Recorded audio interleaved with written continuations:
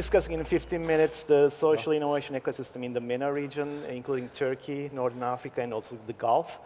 In comparison to the developed markets like mature markets like EU and the US or other OECD countries, social innovation ecosystem is just being built in the regions that we are representing.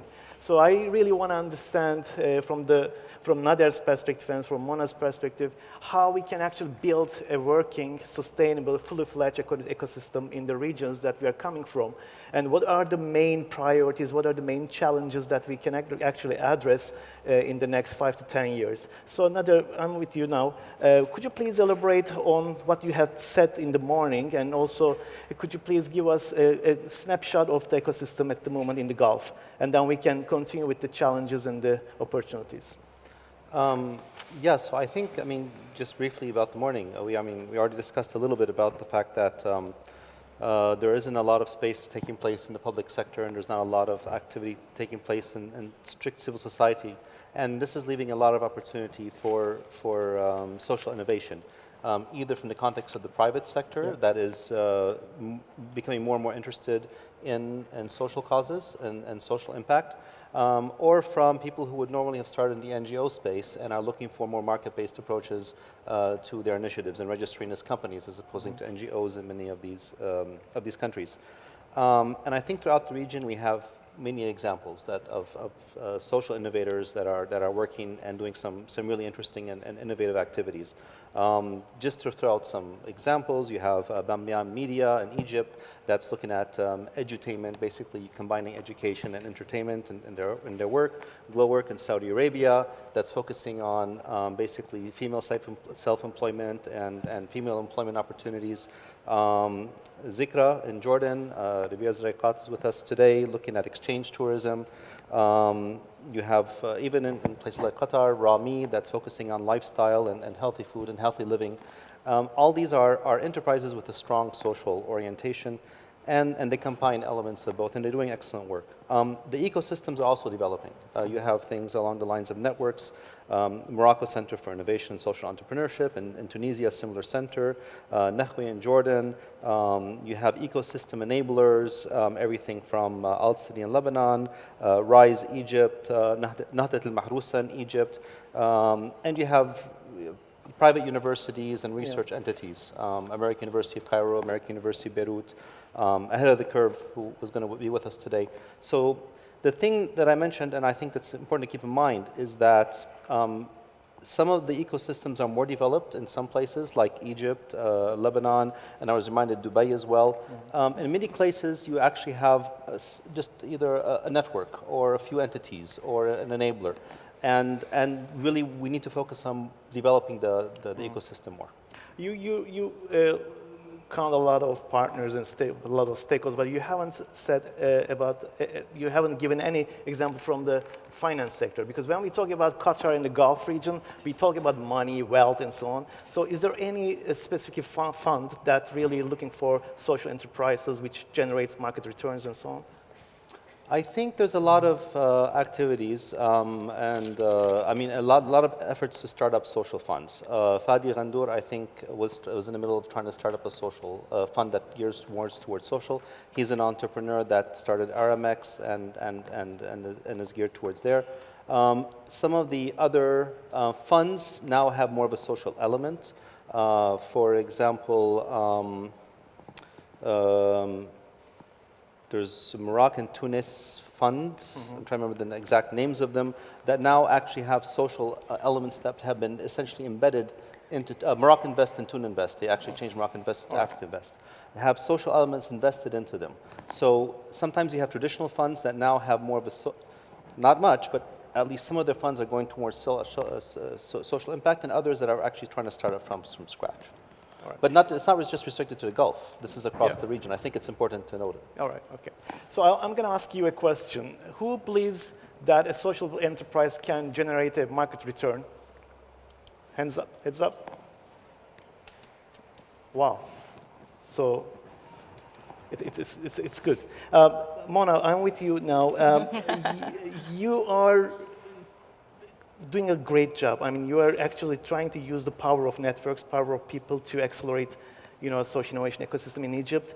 So based on your experience, could you please give us a bit about the current conditions in Egypt about this ecosystem? Sure, thank you, Kerem.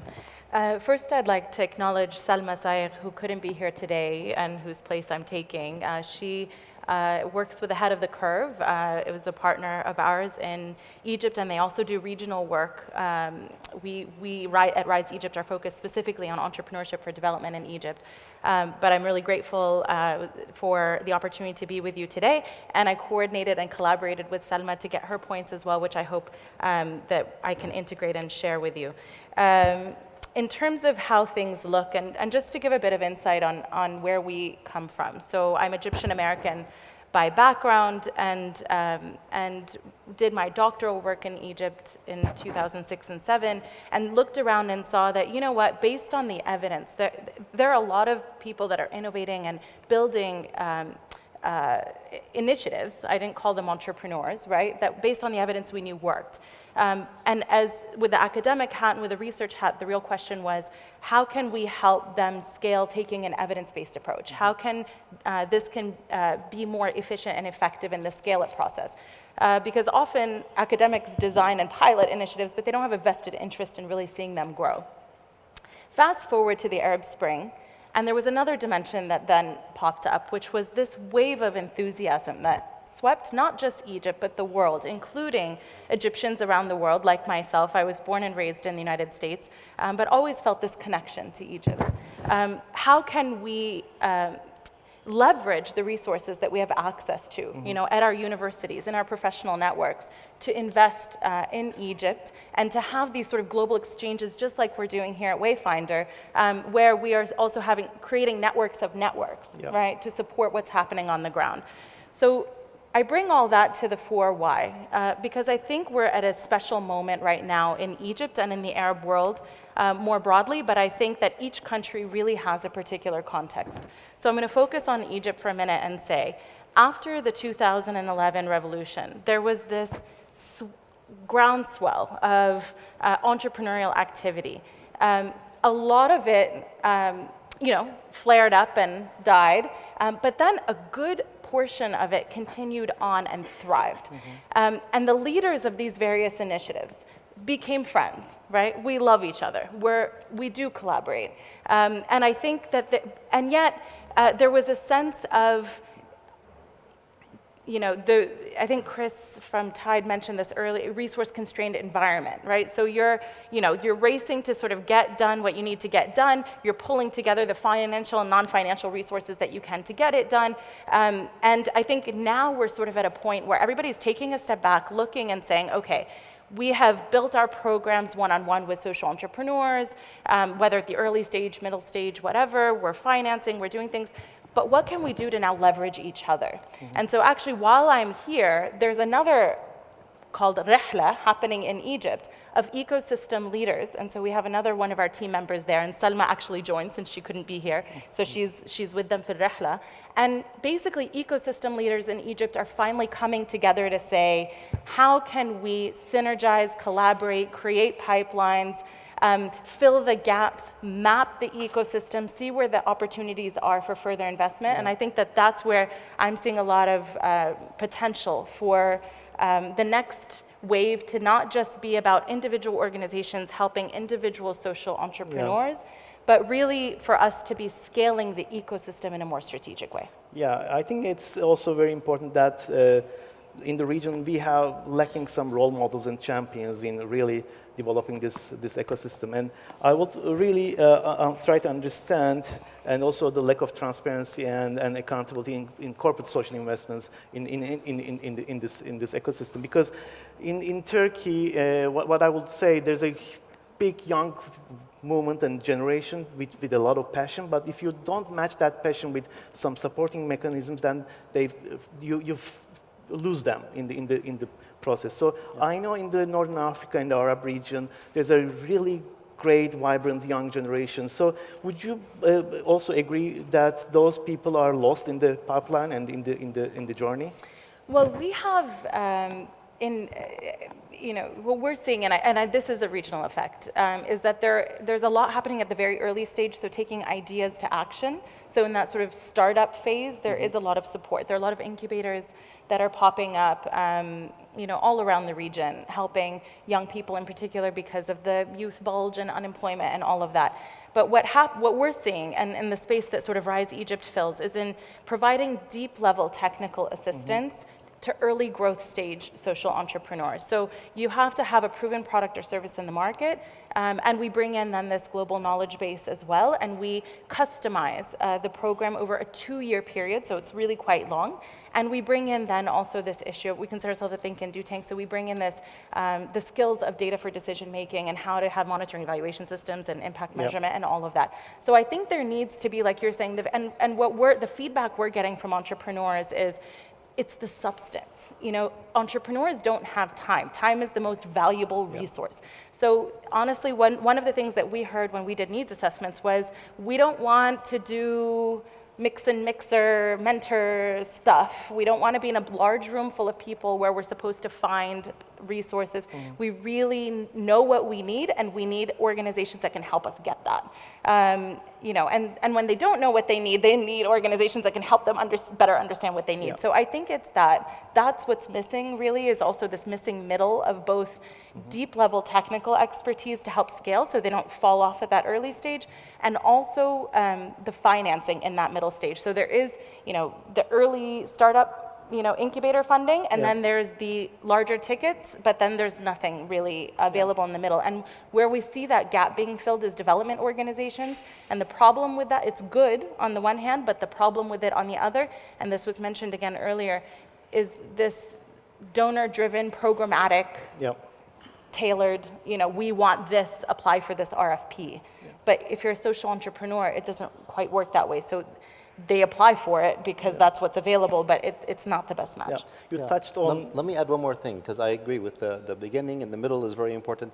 I would just like to add the end as well. I mean, in terms of basically looking to see whether, to get a culture of really evaluating and monitoring whether the social aspects are working out the way the social entrepreneurs or the social innovators have planned. Many times you have a really neat idea, you can explain why you're doing it, you can explain what you want to do, but you're not necessarily sure that the how you're doing is linking up properly. And in many cases, when you dug a little bit deeper into some of these social innovators, especially given the fact that sometimes donor funding is coming in place, and so there's not just a complete 100% market check in the sense of, are you fully profitable? You need to double check then on the social aspect, whether they're actually achieving what they had intended to begin with. Oftentimes that isn't the case. And it's important to develop a culture in the region which doesn't quite exist yet of it's okay to fail and fail often, because that gives you an opportunity to learn, to tweak, to go back to your model, and to kind of reinvent yourself. Innovation requires this constant state of rethinking, reinventing, trying again, and re-innovating. And I think that culture is not quite there yet. We need to work on it a little bit more in the region. There are 3 very important elements of social innovation. One is support mechanisms. The second one is finance, access to finance in the supply side and demand side. And also the third one is the policies and regulations. My last question would be, what would be the most prominent legal framework that could support social innovation ecosystem in the region? In Egypt, one of the real issues we have is there's no legal structure for a social enterprise.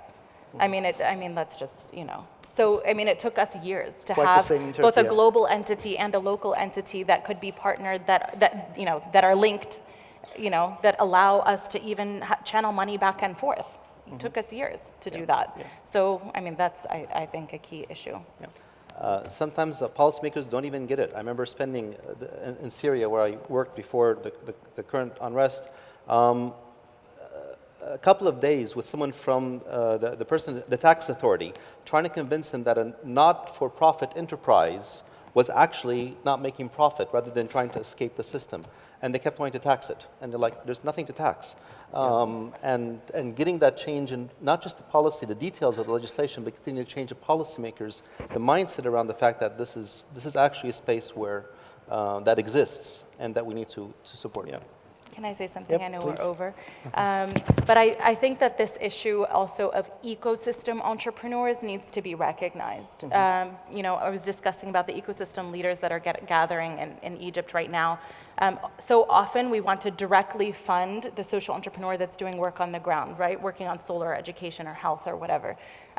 But this support system that we're talking about actually needs support as well. And so one of the ecosystem leaders before the Rahla, I was discussing with him, are you going? And you know, all of a sudden he said, let's face it, we're all burned out, right? Yeah. And actually I ran into Ella earlier. I was talking to her about the storytelling, and she said she's doing a really interesting project as well on emotional mapping of the journey.